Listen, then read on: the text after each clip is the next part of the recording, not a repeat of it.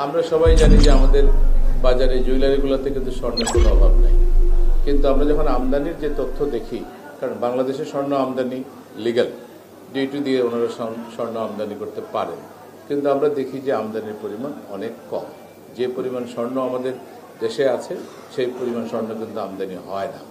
সেক্ষেত্রে এটাকেও রেগুলেট করা প্রয়োজন। আমাকে যদি যে কোনো একজন শিশুও প্রশ্ন করে যে কিভাবে স্বর্ণ আসে, আমার কাছে কিন্তু তার জবাব নেই। সুতরাং এগুলোকে আমরা রেগুলেট করার চেষ্টা করব। আমরা আমাদের প্যাকেজ রুলকে সংশোধন করব এবং আমাদের ইম্পোর্টের ক্ষেত্রেও যদি কোনো বাধা থাকে সেগুলোকে আমরা পরিহার করব। আরেকটা বড় জিনিস হলো চোরাচালান। চোরাচালানের ক্ষেত্রে আমরা দেখি যে আমাদের এয়ারক্রাফটগুলো ব্যবহার করা হয়। আমি আজকে সিভিল এভিয়েশনের চেয়ারম্যান মহোদয়ের সাথে বসবো এবং প্রয়োজনে আমরা কঠোর আইন করব যে সকল এয়ারক্রাফটের বডির ভিতরে করে স্বর্ণ চোরাচালান হয়, একেবারে আলাদা করে মেকানিজম করে, সেগুলোর দায় দায়িত্ব কিন্তু সংশ্লিষ্ট এয়ারক্রাফট অথরিটিকে নিতে হবে।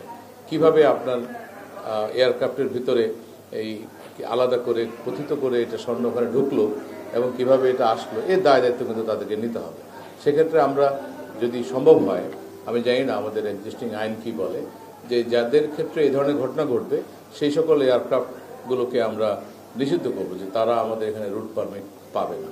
সোজা কথা হলো যে প্রত্যেকটা জায়গায় আমরা ডিসিপ্লিন আনতে হবে এবং আমাদের দেশের সম্ভাবনা অমিত সম্ভাবনার দেশ সত্যিকার অর্থে, এবং পৃথিবীর অন্য কোনো জাতি এইভাবে অকাতরে রক্ত দিয়েছে কিনা আমরা জানি না। আমরা 1971 সালের মহান স্বাধীনতায় লক্ষ লক্ষ শহীদ একটি সুন্দর দেশ বিনির্মাণের স্বপ্ন নিয়ে তারা জীবন দিয়েছেন এবং 2004-এর আমাদের যে ছাত্র জনতার গণঅভ্যুত্থানে আমরা আবারও দেখলাম হাজার হাজার শহীদ হয়েছেন এবং অনেক শত শত হাজার হাজার ইভেন লাখের কাছাকাছি আমাদের আহত হয়েছেন, চিরতর অনেকে পঙ্গু হয়েছেন।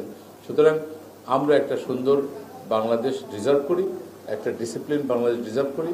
আমাদের মানুষ অনেক পরিশ্রমী এবং যেটাকে আমরা অত্যন্ত সহনশীল। যত বাধা বিপত্তি আসুক, প্রাকৃতিক বাধা বিপত্তি অথবা মানুষ সৃষ্ট বাধা বিপত্তি, সব কিছুকে আমাদের এই বাঙালিরা অতিক্রম করতে পারে এবং সেটা আমাদের সেই রেজিলিয়েন্ট পাওয়ার আমাদের সাধারণ মানুষদের মধ্যে আছে।